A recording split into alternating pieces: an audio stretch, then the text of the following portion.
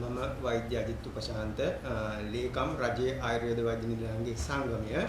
ඇත්තටම අද දින අප මේ මාධ්‍ය සාකච්ඡාව පැවැත්වීමට තීරණය කරපු පසුබිම් වූ කාරණාව මැනවින්ම පැහැදිලි කළ විධායක නිලධාරී ඒකාබද්ධ කමිටුවේ ගරු සභාපතිතුමා ඇත්තටම ඒ තුල ගම්ම්‍ය වෙන්න ඇති. ඇයි මේ නඩුවක් දැමීමට හේතු වුණු කාරණාව පදනම් වුණු කාරණාව පැහැදිලි වුණා. 2013 වර්ෂයේ 12 වෙනි මාසේ 23 වෙනි දින ප්‍රකාශයට පත් කළ අතිවිශේෂ ගැසට් පත්‍රය මගින් ප්‍රකාශයට පත් කරපු රාජ්‍ය පරිපාලන සේවා ව්‍යවස්ථාවේ ඒ පරිශිෂ්ටය අභියෝගයකට ලක් කරමින් තමයි මේ නඩුව පැවරුවේ මේ සංගම්. ඒ පවරපු සංගම් වලින් එක් සංගමයක් තමයි රජයේ ආයුර්වේද වෛද්‍ය නිලධාරීන් සංගමය ඇතුළු වෘත්තීය සමිති කිහිපයක් මේකට සම්බන්ධ වුණා. ඒ වගේම රජයේ විධායක නිලධාරීන් කිහිප දෙනෙකුත් මේ නඩුවට පෞද්ගලිකව සම්බන්ධ වෙලා තිනවා. ඒ අනුව වසර 12කට වැඩි කාලයක් මැනවින් විභාග කරමින් නඩු තීන්දුවක් ලබා දීලා තිනවා රාජ්‍ය සේවා කොමිෂන් සභාවට ක්‍රියාත්මක කිරීම සඳහා. මොකක්ද මේ නඩු තීන්දුව? මේ 381ක් වන ඒ පරිශිෂ්ටයේ තනතුරු නාම සඳහා බඳවා ගැනීමට අවශ්‍ය ක්‍රමවේදයන් සකස් කළා. සියලුම දීප ව්‍යාප්ත සේවාවන් වල විධායක නිලධාරීන් සඳහා මේක අදාළ කරන්නේ කියන එක. මේ දීප ව්‍යාප්ත සේවාවන් තුල විධායක නිලධාරීන් 42000කට ආසන්න ප්‍රමාණයක් සිටිනවා. ඒ වගේම රාජ්‍ය පරිපාලන සේවය තුල සිටින්නේ 300කට ආසන්න ප්‍රමාණයක්. 3000කට ආසන්න ප්‍රමාණයක්. මේකේ වෙනස මේ 3000ක පිරිසක් විසින් මේ 42000ක අයිතිවාසිකම් තමන්ගේ කරගෙන තිබුණු කාරණාව පදනම් කරගෙන තමයි මේ නඩුව විභාග වුණේ. ඉතින් පරිපාලන සේවය සහ රජය අපොහසත් වෙලා තිනවා මේක අභියෝගයකට ලක් කරපු මේ කාරණාව ජයග්‍රහණය කරන්න.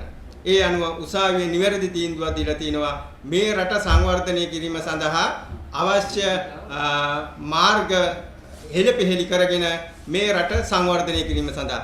ඇත්තම කිව්වොත් මේ සියලුම විධායක නිලධාරීන් ඇතුළු සමස්ත සේවාවන් වැදගත් වෙන්නේ මේ රට සංවර්ධනය කිරීම සඳහා. වාර්ෂිකව මුදල් අමාත්‍යාංශයෙන් අයවැයක් සකස් කළා. මුදල් අමාත්‍යාංශයේ මුදල් මේ සියලුම සේවාවන් සඳහා ලබා දෙන්නේ රට සංවර්ධනය කරන්න. නැත්නම් ආර්ථික වර්ධන වේගයක් ඇති කරගෙන මේ රට ඉදිරියට ගෙන යාම සඳහා තමයි මේ මුදල් ප්‍රතිපාදන වෙන් කරලා තියෙන්නේ. මේවා මේ දක්වා ඒ ඉලක්ක කරා යා නොහැකි වෙලා තියෙන්නේ මේ අකාර්යක්ෂමතාවය තුල තමයි. ඒ කියන්නේ අකාර්යක්ෂමයි කියන්නේ තීන්දුව තීරණ ගැනීමට සුදුසු පුද්ගලයන් මේ තනතුරු වල නොසිටීමයි. අපි බලතොත් ඉංජිනේරු සේවාව, වෛද්‍ය සේවාව, සැලසුම් සේවාව, ගණකාධිකාරී සේවාව මේ සේවාවන් අත්‍යවශ්‍ය වෙනවා එකමුතුව යන්න ගමනක් රට දියුණු කරන්න. ඉතින් මේ සියලු පාර්ශවයන් අදාළ තැන්වල ස්ථානගත කරමින් මේ රට සංවර්ධනය කරා ගෙන යාම සඳහා තමයි මේ තීන්දුව මේ රජය